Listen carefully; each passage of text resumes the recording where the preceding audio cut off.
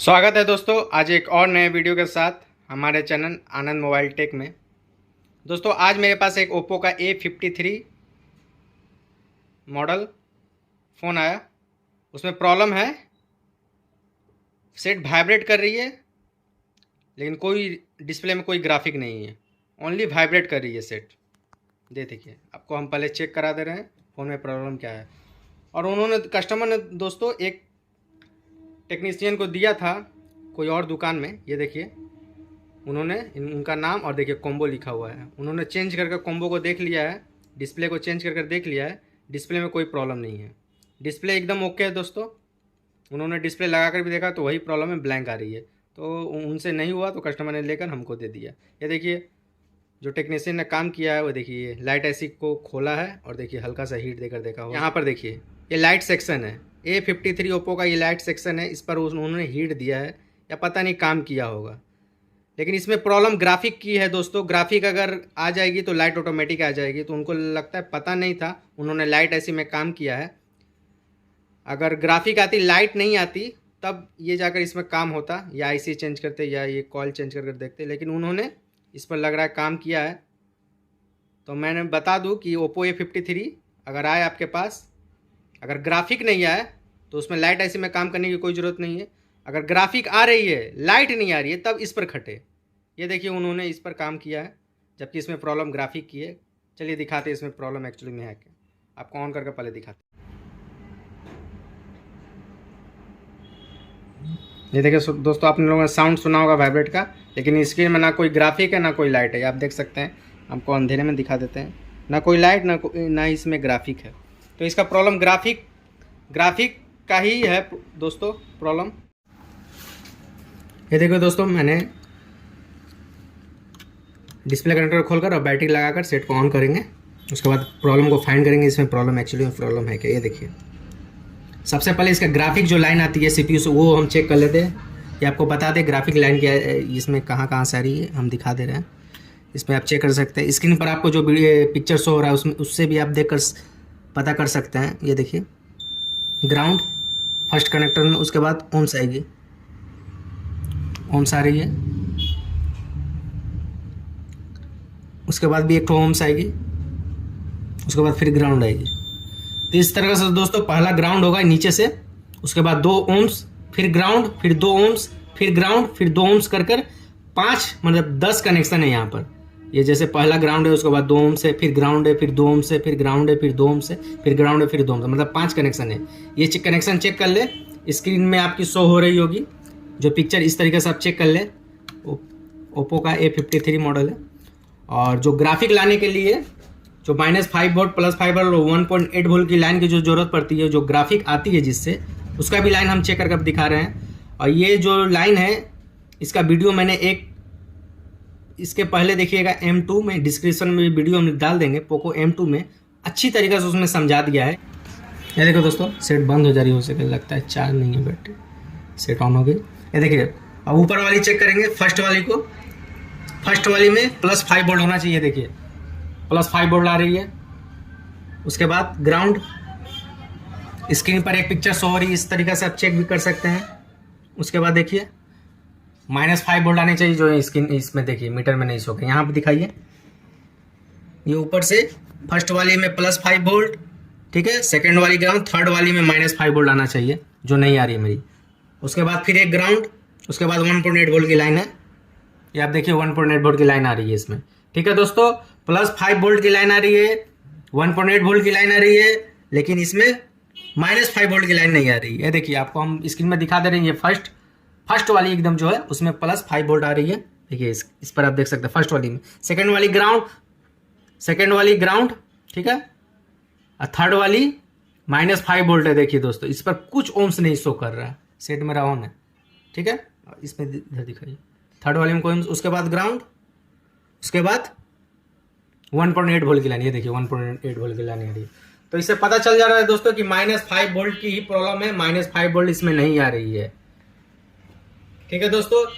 ऐसा ही वीडियो मैंने अपने एक पहले भी वीडियो में बनाया था पोको M2 का सेट, जो सेम प्रॉब्लम थी, उसमें -5 वोल्ट नहीं, सॉरी +5 वोल्ट नहीं आ रही थी, जिसका वीडियो मैंने डिस्क्रिप्शन दे दिया है। उसमें भी यही लगभग प्रॉब्लम थी। आप उस वीडियो को देखें और अच्छी तरीके से समझ जाइएगा कि इस तरह का प्रॉब्लम आने से कहाँ पर काम करना पड़ता है, कैसे फाइंड किया जाता है, कैसे उसको बनाया जाता है। चलिए इसको भी मैं आपको बनाकर दिखाऊंगा। तो इस तरह का प्रॉब्लम दोस्तों, चलिए हम दिखाते हैं आपको कहाँ से इसकी प्रॉब्लम होती है। इसके पीछे एक ग्राफिक आईसी है डायरेक्ट, जो वोल्टेज को -5 वोल्ट +5 वोल्टेज को बनाती है, ग्राफिक आईसी। चलिए आपको दिखाते हैं। ये देखिए दोस्तों, इसमें चेक करेंगे -5 वोल्ट की लाइन आनी चाहिए। इसमें आप पहले चेक कर ले इसमें वोल्टेज आ रही है कि नहीं। ये देख लीजिए, इसमें 4 वोल्ट आ रही है लगभग, ठीक है, यहाँ दिखाइए।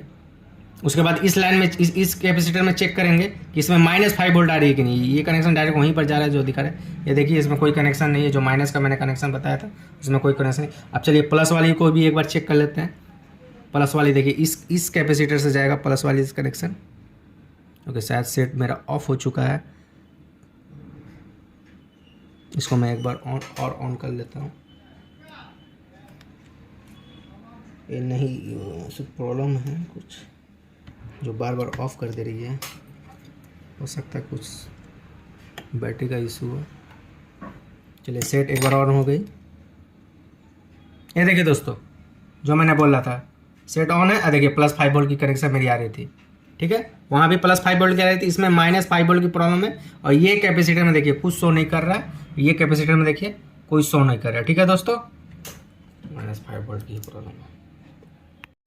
तो दोस्तों देखा, इसमें -5 वोल्ट की प्रॉब्लम है जो ये कैपेसिटर से आती है, ठीक है। इस ग्राफिक आईसी से आ रही है। तो सबसे पहले इस ग्राफिक आईसी को हम चेंज कर देख लेते हैं। मेरे पास एक बोर्ड पड़ी हुई है, देखिएगा MI7MA, यही ग्राफिक आईसी लगती है। और ग्राफिक नंबर आपको हम बता दे रहे हैं। ग्राफिक आईसी के नंबर है PMI632, ठीक है। कॉलकॉम की ये आईसी है। ये आईसी मेरे पास एक 7A की बोर्ड पड़ी हुई है। MI7MA में देखिएगा सेम आईसी लगी हुई है। उस आईसी से रिप्लेस करते हैं, क्योंकि इसमें -5 वोल्ट नहीं आ रही है। तो डायरेक्ट इसमें हम वो आईसी लगाकर ही चेक कर लेते हैं। उसके बाद देखते हैं कि क्या इसमें वो मेरी प्रॉब्लम सॉल्व हुई है कि नहीं। देखिए आईसी को मैंने रिमूव कर दिया। ये देखिए दोस्तों, मेरे पास एक 7A का फ़ोन पड़ा हुआ था जो डेड बोर्ड है। इसका मैंने नेटवर्क आईसी भी चेंज कर। ये देखिए यहाँ पर ये आईसी होती है। ये देखिए मैंने आईसी को खोल कर रख लिया है। अब इसमें हम लगा कर दिखाते हैं आपको। उसी को निकाल कर मैंने लगा रहे हैं। ये देखिए ये आईसी है। इसको मैंने रिवॉल्व सब कर लिया है दोस्तों। ये ख़राब आईसी थी, इसको रिवॉल्व करके मैंने रेडी कर लिया। अगर आपको आईसी नहीं मार्केट में नहीं मिलती है तो आप सर्च करें गूगल पर, कौन सी बोर्ड में ये आईसी लगती है। आपको नेट में अवेलेबल है। 8A डुअल ये सब में लगती है। तो मैंने सर्च किया तो 7A में लगती है। तो मैंने इसको रखा था, और रखा क्या था, मेरे पास था, और हमने खोल कर इसको निकाला। और देखिए इसको रिवॉल्व भी कर लिया। मेरे पास यूनिवर्सल इंस्टेंसेस, इसको रिवॉल्व भी कर लिया, ठीक है दोस्तों। रिवॉल्व करना, आईसी निकालना, आईसी बैठाना, ये हम अलग से एक वीडियो में बता देंगे दोस्तों किस तरह से की जाती है। बहुत आसान तरीका बताएंगे। यूट्यूब पर बहुत ऐसे वीडियो हैं जो उस तरीक़ा से नहीं बताए गए हैं, जो न्यू कमर के लिए ज़रूरी है। जो नए लोग हैं उन लोगों के लिए थोड़ा परेशानी हो जाती है। हम ऐसा इजी तरीका बताएंगे, एकदम इजी, ये गारंटी है दोस्तों। सभी लोग सीख जाएंगे आईसी रिवॉल्व करना, निकालना, बैठाना, डबल डेकर सीपीयू रिवॉल्व करना, उसका नॉर्मल सीपीयू निकालना लगाना, ये सब हम इजी तरीका से आपको बताएंगे। लेकिन वो सब अभी हम रिवॉल्व नहीं दिखाने, क्योंकि वीडियो बहुत बड़ी हो जाएगी, ठीक है दोस्तों। चलिए हम आपको लगा कर आईसी दिखा देते हैं। ये देखिए ये आईसी को मैंने रिवॉल्व कर लिया है।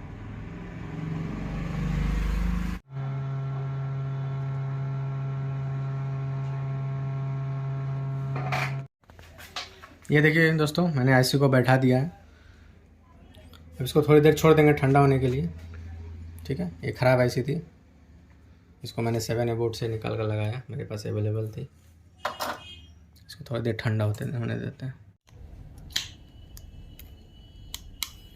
देखिए दोस्तों, कभी भी गर्म है। अभी हम डिस्प्ले नहीं लगाएंगे, आपको हम डायरेक्ट वोल्टेज ही चेक कराएंगे। ये देखिए दोस्तों, सेट को मैंने ऑन कर लिया। आपको हम वोल्टेज ही चेक करवा दे रहे हैं। फर्स्ट वाले में +5 थी। ये देखिए +5 आ रही है मीटर में। देखिए ये देखिए यहाँ दिखाइए, ठीक है। -5 की प्रॉब्लम थी। उसके बाद ग्राउंड, उसके बाद ये देखिए दोस्तों, मेरे -5 की वोल्ट आ गई। ये देखिए यही नहीं आ रही थी। ठीक है, इसमें माइनस इसलिए शो कर रहा है क्योंकि मैंने नोजल को उल्टा पकड़ा हुआ है। ठीक है, और 1.8 की वोल्टेज तो आ ही रही थी, आप दिखा सकते हैं 1.8 की वोल्टेज। इससे मैंने कंफर्म हो गई कि -5 की जो वोल्टेज नहीं आ रही थी वो इसमें अब आ गई है। उस आईसी से ही प्रॉब्लम थी दोस्तों, क्योंकि कोई ऑप्शन नहीं था। ये आईसी को मैंने चेंज किया क्योंकि मेरे पास कोई ऑप्शन नहीं था वो आईसी चेंज करने के अलावा, इसलिए डायरेक्ट मैंने आईसी को ही चेंज करके देख लिया।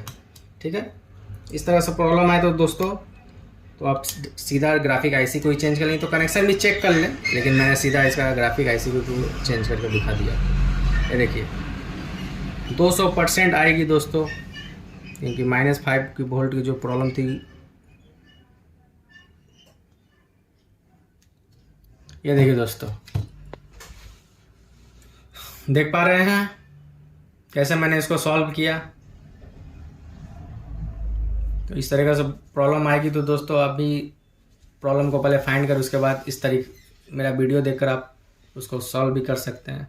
ठीक है, ये लग रही है कोई स्विच शॉर्ट है माइनस या प्लस, इसके वजह से यहाँ पर काम हुआ है। इसके देख लेते हैं टच वगैरह काम कर रही है कि नहीं, क्योंकि इसमें फर्स्ट टेक्नीशियन इसमें काम किया। हाँ देखिए मेरा टच काम कर रहा है। ये जो थी ये स्विच की वजह से भी हो सकती है।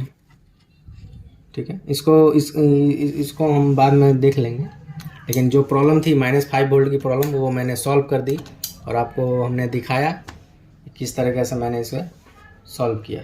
तो इसी तरह वीडियो पाने के लिए दोस्तों हमारे चैनल को लाइक और सब्सक्राइब करें। तो दोस्तों ये वीडियो को यहीं पर समाप्त करते हैं। इसी तरह वीडियो पाने के लिए हमारे चैनल को लाइक एंड सब्सक्राइब करें।